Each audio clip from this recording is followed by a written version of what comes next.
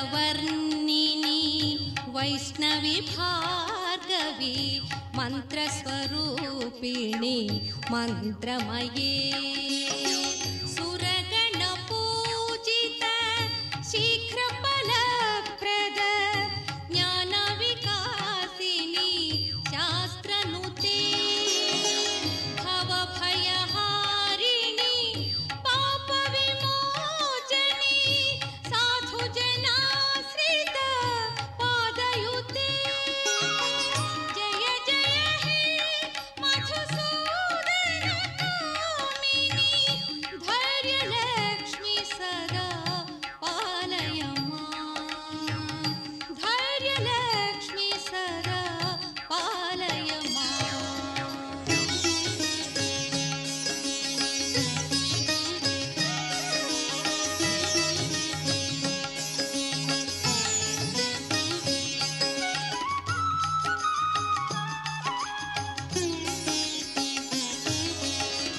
జయ జయ దుర్గతి నాశిని కామిని సర్వఫలప్రద శాస్త్రమయే రథ గజ తురగ పదాది సమావృత పరిజన మండిత లోకనుతే హరిహర బ్రహ్మ సుపూజిత సేవిత తాప నివారిణి పాదయుతే జయ జయ హే మధుసూదన కామిని గజలక్ష్మి రూపేణ పాలయ మాం గజలక్ష్మి రూపేణ పాలయ మాం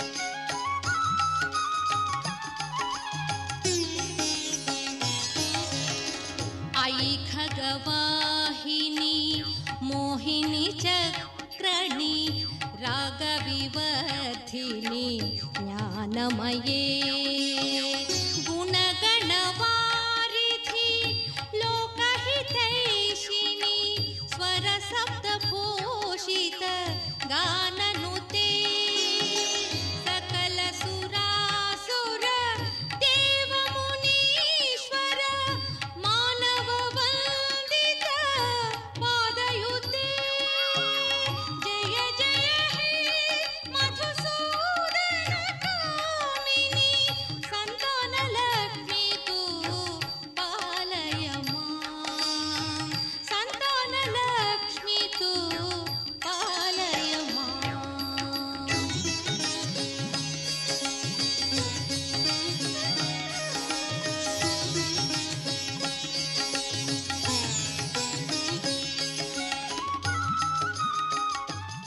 నమే భక్త ప్రణశ్యతి అని భగవద్గీతలో కృష్ణ పరమాత్మ మనందరికీ కూడా అభయం ఇచ్చాడు. నా భక్తులైనటువంటి వారు ఎప్పటికీ కూడా నశించరు అని చెప్పని దీనికి అర్థం. అందుకని భక్తిని మనం పెంపొందింపజేసుకోవడానికి గాను నిరంతరాయంగా ప్రయత్నం చేస్తూ ఉండాలి. ఎవరైతే దృఢమైనటువంటి భక్తి చేత పరమాత్మను ఆశ్రయించుకుని ఉంటారో వారి యొక్క బాధ్యత అంతా కూడా భగవంతుడే వహిస్తాడు. మరి ఈ భక్తి పెంపొందాలంటే మనం ఏం చేయాలి? నిరంతరాయంగా భగవన్నామ స్మరణ చేస్తూ ఉండాలి. నిద్రపోతున్నా, కూర్చున్నా, నిలబడ్డా, ఏ పనులు చేస్తున్నప్పటికీ కూడా దేనితోనూ కూడా ప్రమేయం లేకుండా మనస్సులో తదేకంగా భగవచ్చింతన కలుగుతూ ఉండాలి. అలా భగవచ్చింతన చేయడానికి కానీ మనకు ఉపకరించేటువంటివే వివిధమైనటువంటి నామములు. ఆ నామములన్నింటిలోకి కూడా శ్రేష్టమైనవి కృత త్రేతా ద్వాపర యుగాదులుగా అనంతంగా వస్తున్నటువంటిది అయినటువంటిదే గోవిందనామం.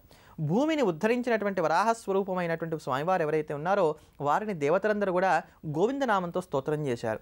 గాం భూమిం వింతవాన్ అని చెప్పని భూమిని ఉద్ధరించినటువంటి ఓ నారాయణ నీకు నమస్కారం, ఓ గోవింద నీకు నమస్కారం అని చెప్పని కృతయుగంలో దేవతలందరూ కూడా స్వామివారిని ఈ ప్రకారంగా గోవిందనామంతో శరణివేడారు. ఇదే గోవిందనామంతో త్రేతాయుగంలో శ్రీరామచంద్రమూర్తిని కొనియాడడం జరిగింది. ఇదే గోవిందనామంతో ద్వాపర యుగంలో కృష్ణ పరమాత్మ గోవర్ధనోద్ధరణ చేసి గోకులంలో ఉండేటువంటి గోవులన్నింటిని కూడా రక్షించడానికి కారణం చేత అక్కడ కృష్ణ పరమాత్మను కూడా గోవిందనామంతోనే స్తోత్రం చేయడం జరిగింది.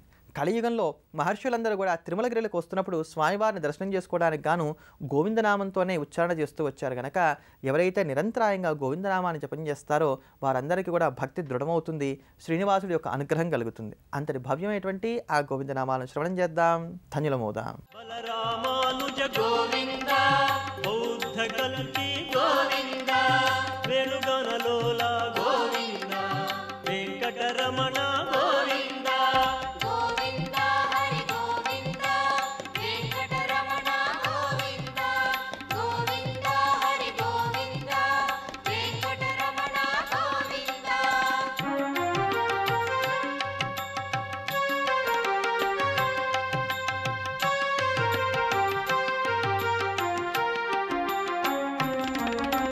సీతానాయక గోవింద శ్రితజన పాలన గోవింద దానవ వీర గోవింద ధర్మరక్షణ గోవింద గోవింద హరి గోవింద వెంకటరమణ గోవింద గోవింద హరి గోవింద వెంకటరమణ గోవింద. అనాథ రక్షక గోవింద ఆపద్బాంధవ గోవింద ఆశ్రిత రక్షక గోవింద కరుణాసాగర గోవింద గోవింద హరి గోవింద వెంకటరమణ గోవింద గోవింద హరి గోవింద వెంకటరమణ గోవింద.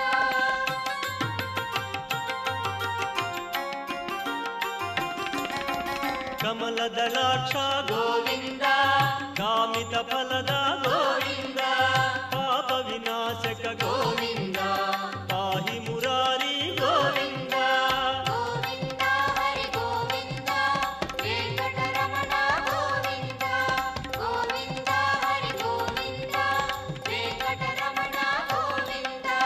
శ్రీముద్రాంకిత గోవింద శ్రీవత్సాంకిత గోవింద ధరణీ నాయక గోవింద దినకర తేజ గోవింద గోవింద హరి గోవింద వెంకటరమణ గోవింద గోవింద హరి గోవింద వెంకటరమణ గోవింద.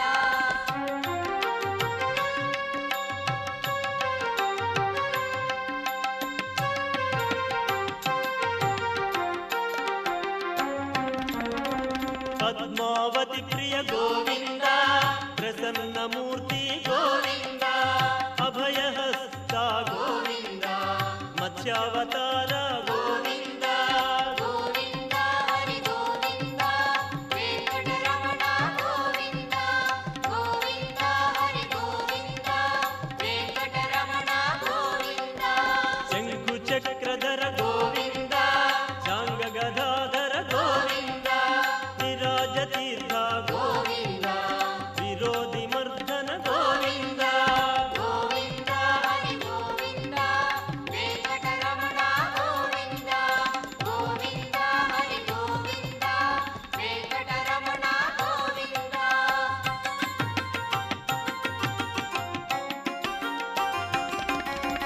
సహస్రనామ గోవింద సరసి జనయన గోవింద లక్ష్మీ వల్లభ గోవింద లక్ష్మణాగ్రజ గోవింద గోవింద హరి గోవింద వెంకటరమణ గోవింద గోవింద హరి గోవింద వెంకటరమణ గోవింద. మన నిత్య దైనందిన జీవితంలో మనం ఎదుర్కొనేటువంటి విభిన్నమైనటువంటి సమస్యలకు తేలికైన సులభసాధ్యమైనటువంటి పరిహారాల గురించి తెలుసుకుంటున్నాం కదా. ఆ క్రమంలో నేటి రోజున ఎవరికైనా సరే అత్తమామలతో తరచుగా తగాదాలు వస్తున్నాయి, మాట పట్టింపులు ఏర్పడుతున్నాయి, అభిప్రాయ భేదాలు కలుగుతున్నాయి అనుకున్నప్పుడు అటువంటి అత్తగారి యొక్క మామగారి యొక్క అనుగ్రహాన్ని పొందడానికి, వారి నుంచి రావాల్సినటువంటి ప్రేమాభిమానాన్ని చూరగొనడానికి ఉపకరించేటువంటి అత్యంత తేలికైనటువంటి పరిహారాన్ని గురించి తెలుసుకుందాం. ఒకవేళ మామగారితో కనుక తరచుగా వాగ్వాదం ఏర్పడుతూ ఉన్నట్లయితే కాస్త నీళ్ళల్లో బెర్రపు తురుము కలుపుకొని ఆ బెల్లం నీళ్ళు ఏవైతే ఉంటాయో వాటితో రోజు కూడా సూర్యుడికి అర్ఘ్యం ఇచ్చి నాకు మా మామగారికి మధ్యలో సఖ్యత ఏర్పడాలి, ఎటువంటి ఆటంకాలు కూడా కలగకూడదు, ఎటువంటి మనస్పర్ధలు కూడా కలగకూడదు అని చెప్పి నమస్కారం చేసుకోవాలి.